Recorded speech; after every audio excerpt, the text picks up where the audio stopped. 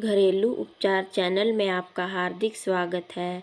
अगर आप हमसे जुड़ना चाहते हैं तो चैनल को सब्सक्राइब करें और बेल आइकन को क्लिक करें।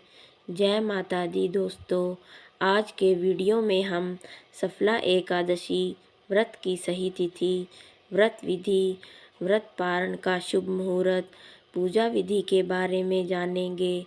तो आइए जानते हैं सफला एकादशी व्रत के बारे में। दोस्तों, सफला एकादशी साल 2022 की अंतिम एकादशी है। इस दिन भगवान अच्युत और भगवान विष्णु की पूजा की जाती है। जैसा कि नाम से ही प्रतीत है, सफला एकादशी का व्रत रखने से समस्त कार्य सफल होते हैं। सफला एकादशी के दिन व्रत करने से घर में सुख समृद्धि का वास होता है। दोस्तों, सफला एकादशी पौष माह की कृष्ण पक्ष की एकादशी तिथि को मनाई जाएगी। हिंदू पंचांग के अनुसार सफला एकादशी का व्रत 19 दिसंबर 2022 दिन सोमवार को रखा जाएगा।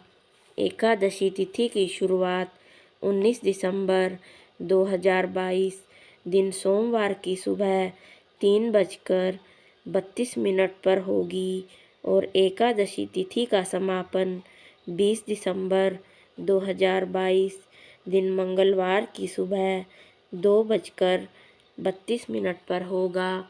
सफला एकादशी व्रत का पारण का शुभ मुहूर्त समय 20 दिसंबर को सुबह 8:05 से 9:18 तक होगा। अब जानते हैं सफला एकादशी पूजन विधि। सफला एकादशी के दिन स्नान के बाद व्रत का संकल्प लें। उसके बाद भगवान अच्युत और भगवान विष्णु जी को धूप, दीप, फल, पीले फूल, पंचामृत अर्पित करें। नारियल, सुपारी, आंवला, अनार आदि सामग्री चढ़ाएं और विष्णु सहस्त्र नाम का पाठ करें। अंत में आरती करें। इस दिन रात्रि में जागरण कर श्री हरि के नाम के भजन करने का बहुत महत्व है। व्रत के अगले दिन किसी जरूरतमंद व्यक्ति या ब्राह्मण को भोजन कराकर दान दक्षिणा दें और व्रत का पारण करें। दोस्तों, अब सुनते हैं सफला एकादशी की व्रत कथा। प्राचीन काल में चंपावती नगर में राजा महिष्मत राज करते थे। राजा के 4 पुत्र थे। उनमें लुम्पक बहुत दुष्ट और पापी था। वह पिता के धन को कुकर्मों में नष्ट करता रहता था।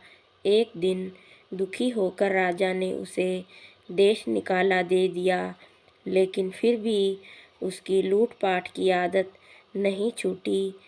एक समय उसे 3 दिन तक भोजन नहीं मिला। कुछ समय व्यतीत होने के बाद पौष माह के कृष्ण पक्ष की दशमी तिथि की रात आई। उस दिन काफ़ी ठंड थी। सर्दी के कारण उसकी हालत खराब थी। अगली सुबह एकादशी के दिन दोपहर के समय सूरज की किरणें उस पर पड़ी तो उसे होश आया। पानी पीने के बाद उसके शरीर में कुछ शक्ति आई तो वह फल तोड़ने निकल पड़ा। शाम को फल लेकर आया और एक पीपल के पेड़ की जड़ के पास रख दिया।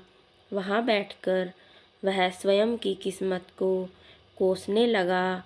बाद में उसने उन फलों को भगवान विष्णु को समर्पित करते हुए कहा कि हे लक्ष्मीपति, भगवान श्री हरि विष्णु, आप प्रसन्न हो।